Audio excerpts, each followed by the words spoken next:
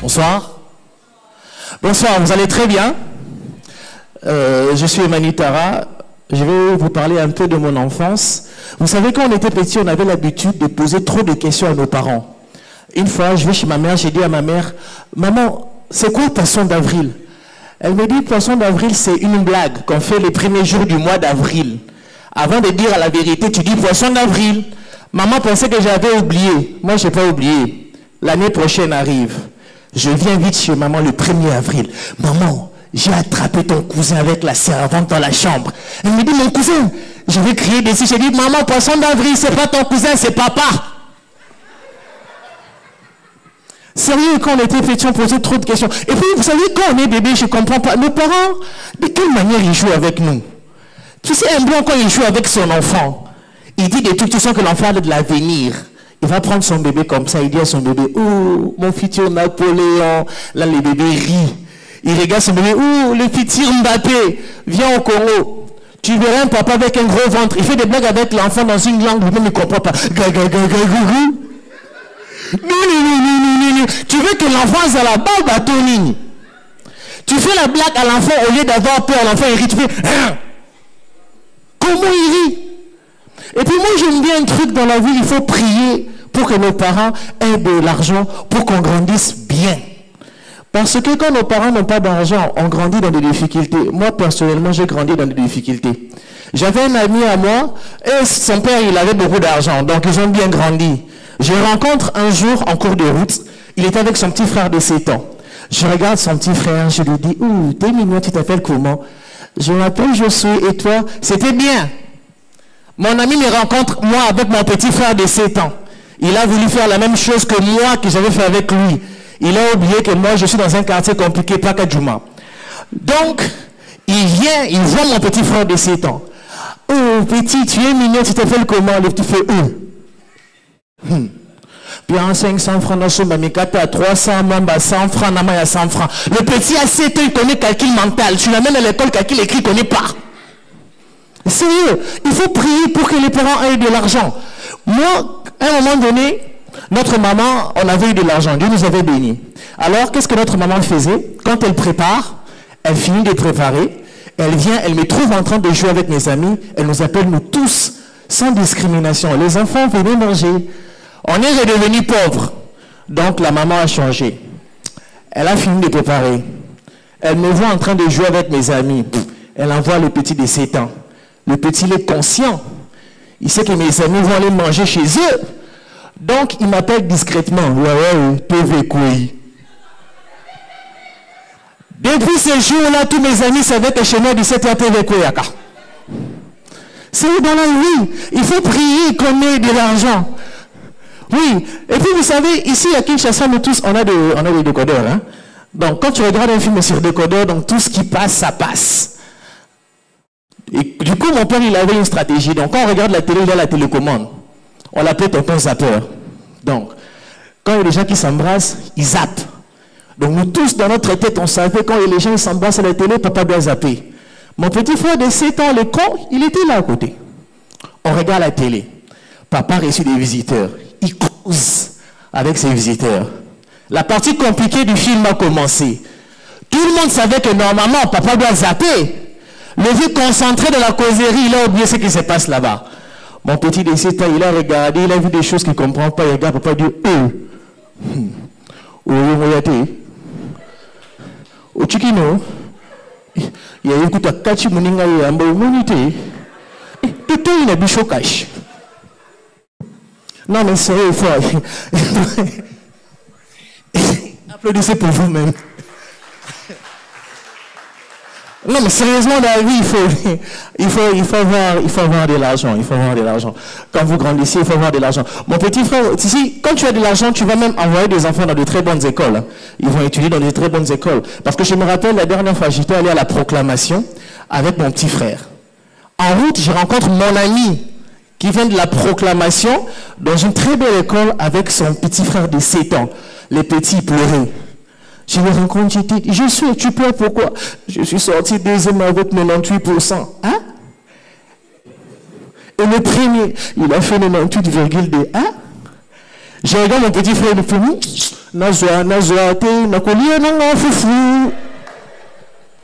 non, il faut avoir de l'argent. Sérieux. Et puis, quand on grandit aussi comme ça, on devient jeune. Il faut toujours avoir de l'argent. Parce que quand on est jeune comme ça, on a maintenant un problème avec les femmes. Il faut avoir de l'argent pour entretenir une femme. En parlant de ça, j'ai une question à poser pour nous, les gens qui n'ont pas d'argent. Pourquoi les garçons qui n'ont pas d'argent, ils sont trop jaloux? Vous allez pas répondre, je sais. Vous savez, les gars qui n'ont pas d'argent, ils ont deux catégories. Hein? Deux qualités. Un, ils sont jaloux. Deux, ils sont larges. Ils ont un grand cœur. Ils sont très larges. Ils sont très larges comme les garçons qui vont acheter les préservatifs dans une pharmacie. Quand on vient acheter les préservatifs dans une pharmacie, on est sûr qu'on est resté seul avec le pharmacien. Parce qu'on n'a pas envie que les gens savent ce qu'on va acheter. Mon frère, une fois je suis allé, je suis entré à 17h, je suis sorti à 20h, la fille était déjà rentrée. Sérieux.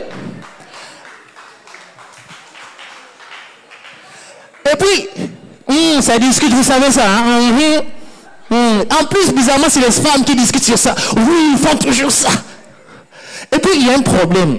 Pourquoi les pharmaciens, ils parlent toujours fort quand on leur pose des questions?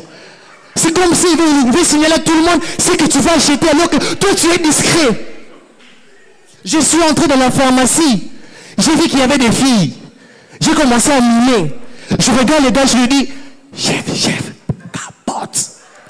T'as quoi? Hein? Capote. Ah, capote, mais là qu'on a capsule. Je suis sorti avec la tétracycline. Je suis rentré 2 heures après. J'ai trouvé 3 filles. Les filles, vous faites quoi dans les pharmacies? Oh? J'ai trouvé 3 filles. J'entre, j'échange. Frère, préservatif. Nini. Yo, préservatif. Ah, préservatif, ça allait faire du sang. Ah. Depuis ces jours-là, moi, je ne vais plus dans les pharmacies. Sérieux, non, mais il faut avoir de l'argent de la vie pour entretenir les femmes. En parlant de ça, excusez, les femmes qui ont des lunettes sont là, mais moi, je me méfie de toutes les femmes qui mettent des lunettes. Ouais, elles ont l'apparence des femmes, des personnes qui ne connaissent rien, mais en vrai, elles savent beaucoup de choses. Une fois, je suis sorti avec une fille. Ma copine, elle met des lunettes. Elle n'a pas de problème des yeux, mais elle met seulement des lunettes. Vue claire en plus. On est allé quelque part, on a mangé, on a bu, les hommes, vous êtes là, vous savez, quand on boit trop, on a envie d'aller quelque part. Bon, vu que je ne connaissais pas le quartier, j'ai dit à la fille, bébé, tu sais, moi je ne connais pas le quartier, mais j'ai envie de toi, est-ce qu'on peut rentrer à la maison? La fille me dit, oh Emmanuel, moi aussi je ne connais pas le quartier, mais tu vas au coin là-bas, tu vas le mire là, il y a humidité. C'est hôtel. C'est ma cousine Joël qui m'avait montré ça. Mais la face ici. C'est hôtel, mais là-bas, les lits se cassent à tout moment. C'est Gétri qui m'avait parlé de ça. Ici aussi, là, on est au-dessus. C'est hôtel. D'ailleurs, c'est ici, j'avais laissé ma carte de lecteur quand j'étais venu voir mon cousin Joël. Mais voilà, je ne connais pas les quartiers.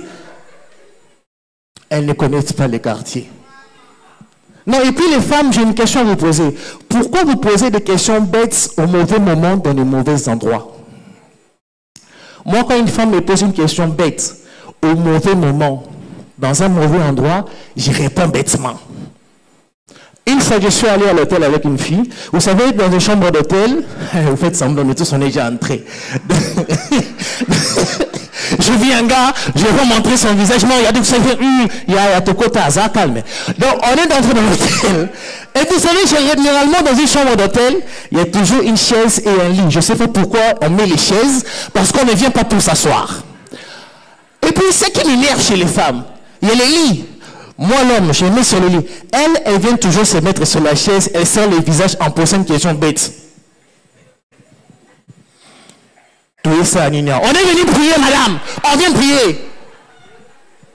Sérieux. Quand elle dit ça, tu vas penser qu'elle va partir. Non. Elle ne part pas. Elle reste là. Tu l'invites sur le lit. Elle vient. Tu l'embrasses, elle accepte. C'est quand tu vas lever sa chemise qu'elle pose encore une question bête. Tu veux faire quoi? Je veux laver tes habits. Non.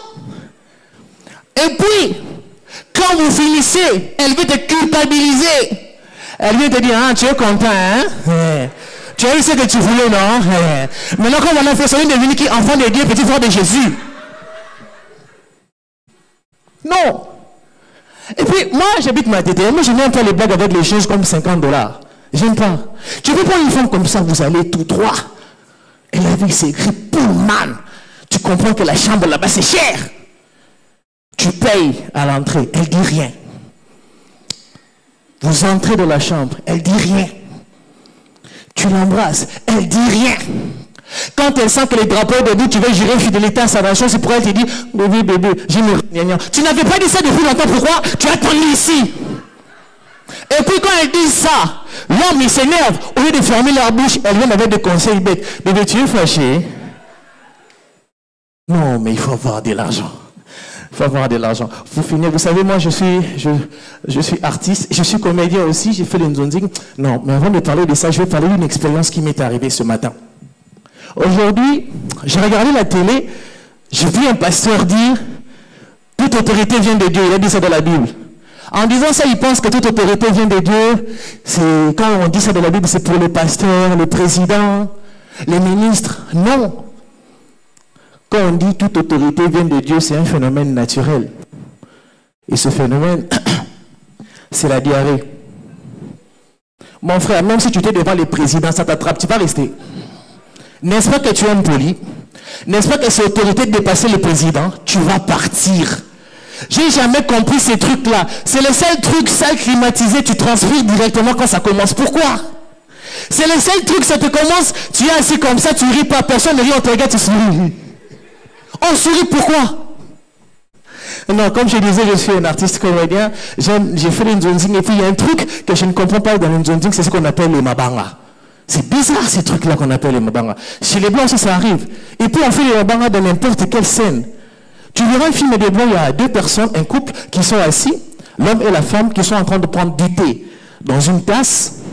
Et malheureusement, dans la tasse de la femme, il y a du poison. Et du coup, elle a mal au ventre. Quand elle a mal, elle est en train de tomber. Et tu verras une chanson douce. Tu as très de soucis pour la femme. Tu te sens mal. Tu dis, bébé, qu'est-ce que tu as?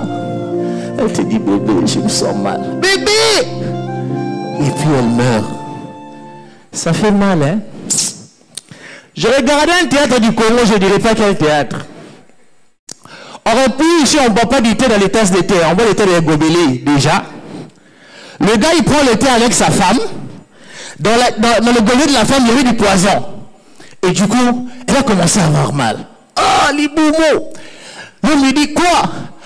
La femme, pendant qu'elle est en train de pleurer, du coup, elle lance Kendi Koui c'est Jeff Njadi les teta. Moninga ya Dauphin Sangani. L'homme oublie que la femme a mal. Dauphin Sangani ya pour malebo. Oyo abeni sakaba wefa kaya. Yebi sebango. Nelinga kabango ming. Et du coup, tu entends une chanson bizarre qui commence.